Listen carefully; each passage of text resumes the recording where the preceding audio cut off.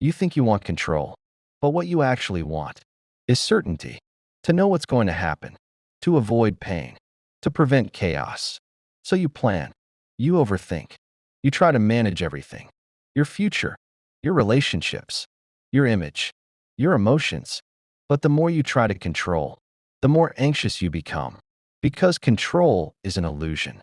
And deep down, you already know that. According to Carl Jung, the need for control is not about the world. It's about what's happening within you and what you're trying not to face.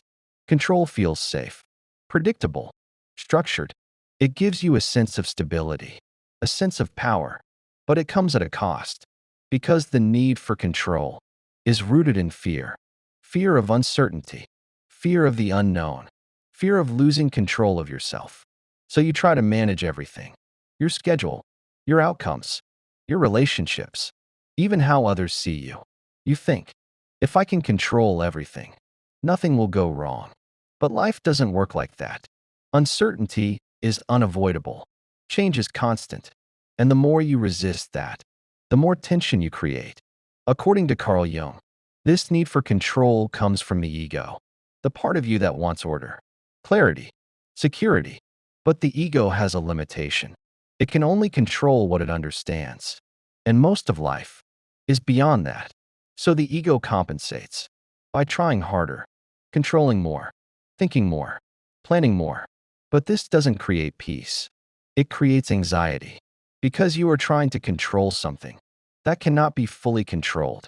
And deep down, that creates pressure. You feel responsible for everything, every outcome, every possibility, every mistake. And that pressure becomes exhausting, because you are constantly on alert, constantly trying to predict, constantly trying to prevent. But control is not the solution. It's the symptom, a response to something deeper, something internal, something unresolved. And until you understand that, the need for control will remain, no matter how much you try to manage your life. The need for control does not begin in adulthood. It begins much earlier, in moments you may not even remember, moments where something felt unpredictable, unstable, overwhelming, situations where you did not feel safe, not necessarily physically, but psychologically, emotionally, where your environment felt uncertain, where reactions around you were inconsistent, where you didn't know what to expect. And in those moments, your mind adapted. It learned something important. If I can predict what happens, I can protect myself. If I stay alert, if I stay aware, if I stay in control, nothing will catch me off guard. And at the time, that adaptation made sense. It helped you navigate complexity. It gave you a sense of structure in a world that didn't always feel stable. But over time, that pattern becomes internalized. It becomes automatic. You no longer question it. You simply operate from it. And this is where control becomes more than a behavior. It becomes an identity. You become the one who plans, the one who anticipates, the one who manages, the one who avoids mistakes, the one who keeps things together. And on the surface, this looks like strength, responsibility, competence. But underneath, there is tension, because maintaining control requires constant effort, constant awareness, constant monitoring of everything around you and everything within you. You begin to control not just situations, but yourself, your emotions, your reactions, your impulses. You filter what you say. You calculate how you appear. You adjust how much you reveal. You manage your image. Because unpredictability feels dangerous, not logically, but emotionally.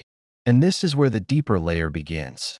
According to Carl Jung, the psyche does not forget what it has experienced. It stores it in the unconscious, not as clear memories, but as emotional patterns, expectations, reactions. And these patterns continue to influence you without your awareness. So even when your external life becomes stable, the internal pattern remains. You continue to anticipate, to prepare, to control, not because the situation demands it, but because your psyche expects it. And this creates a disconnect between reality and your perception of reality, because the world may not be as unpredictable as it once was. But your internal response remains the same. And that is where anxiety begins. Not just from what is happening, but from what you expect could happen, from what you feel you must prevent, from what you believe you must control.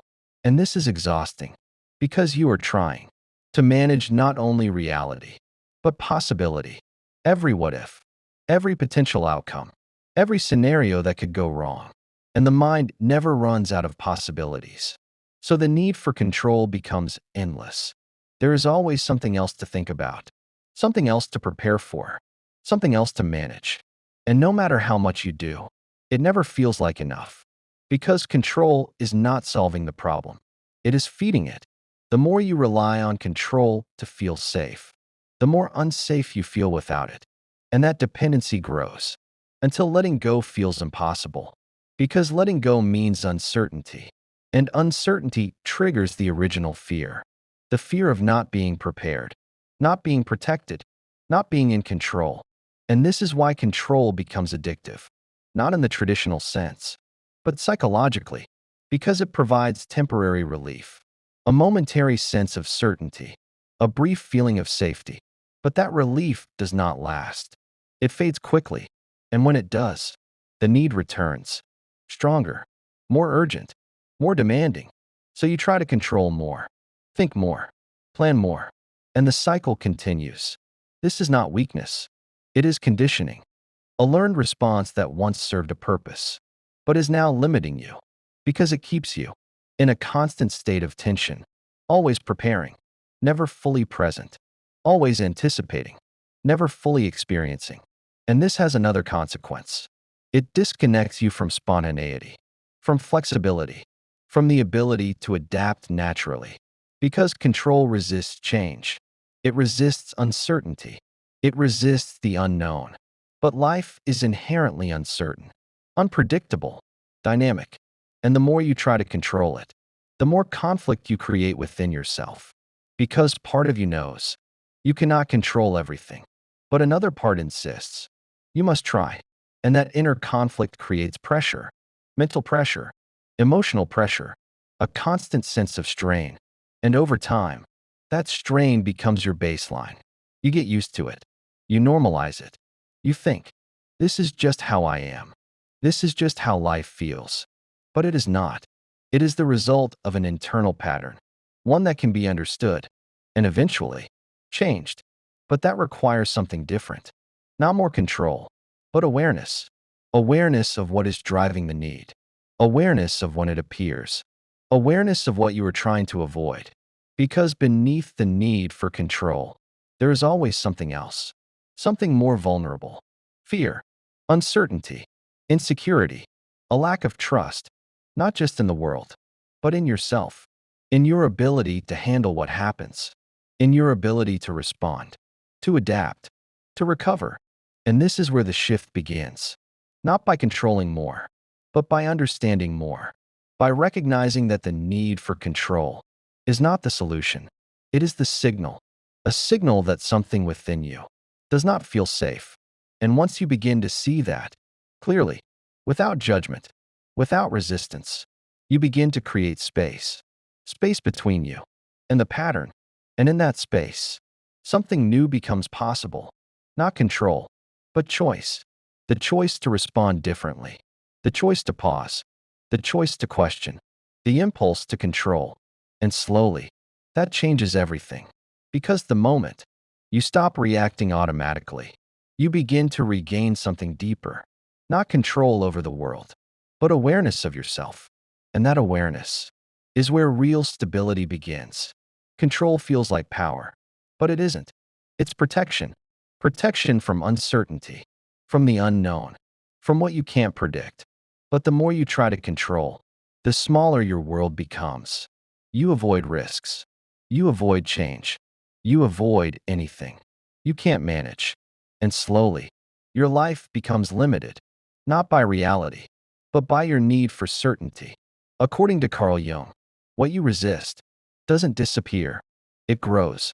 In the unconscious, the need for control is often a reaction to something deeper. Fear, not always obvious. not always conscious, but present. Fear of losing control, fear of being exposed, fear of not being enough. So you compensate. You control your environment. You control your decisions. You control your emotions. Or at least, you try to. But emotions don't disappear. They get suppressed. And what is suppressed returns stronger through anxiety, through tension, through overthinking. Because the psyche wants balance. It doesn't want suppression. It wants integration. But control blocks that process.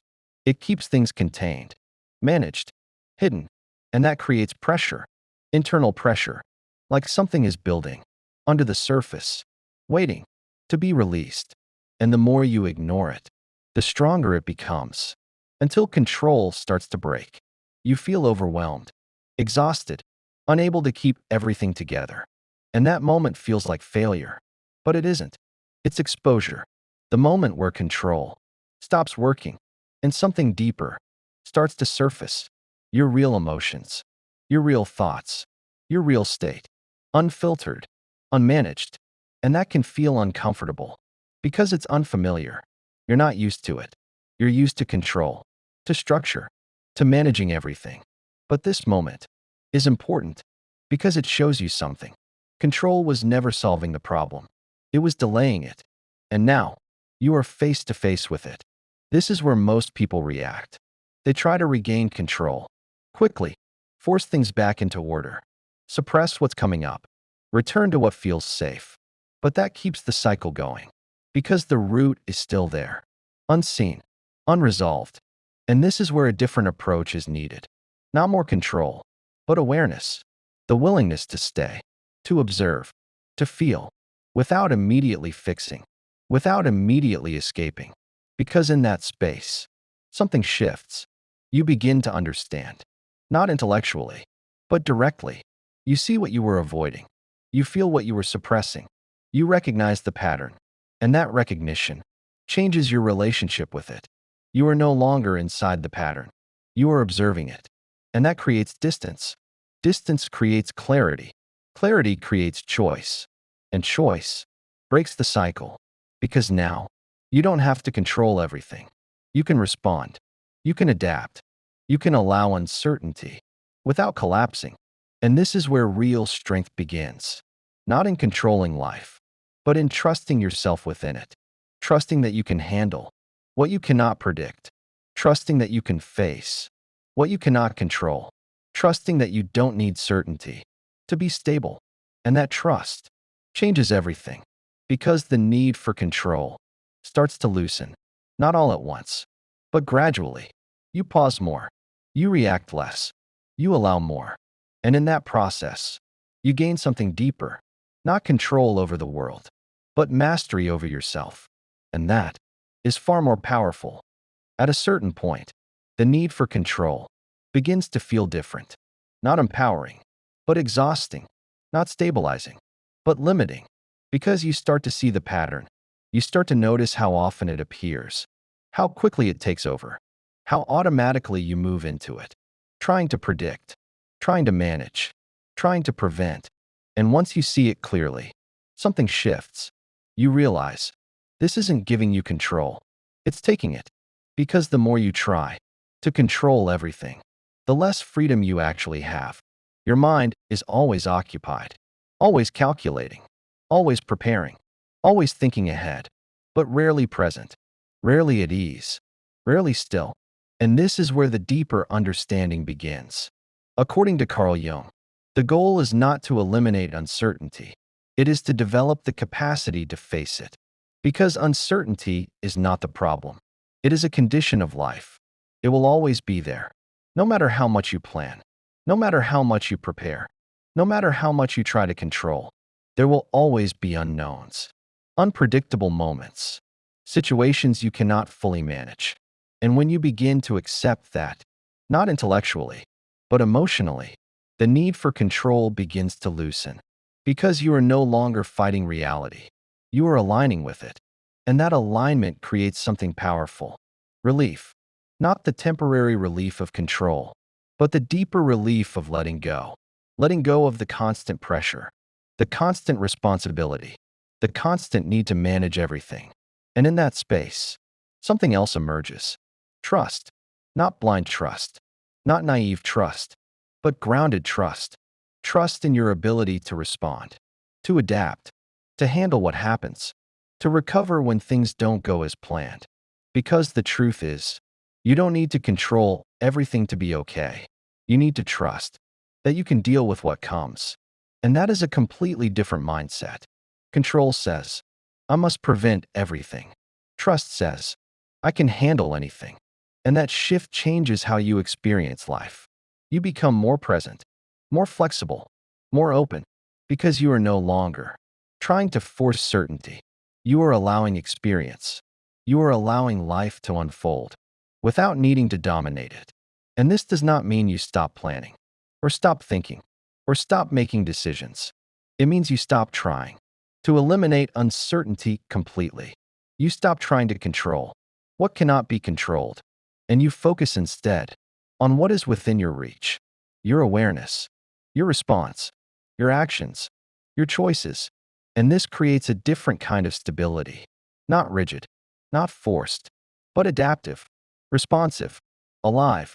Jung believed this is part of psychological maturity, moving from control to integration, from forcing life to understanding it, from resisting uncertainty to working with it. And this process changes something deeper, your relationship with yourself.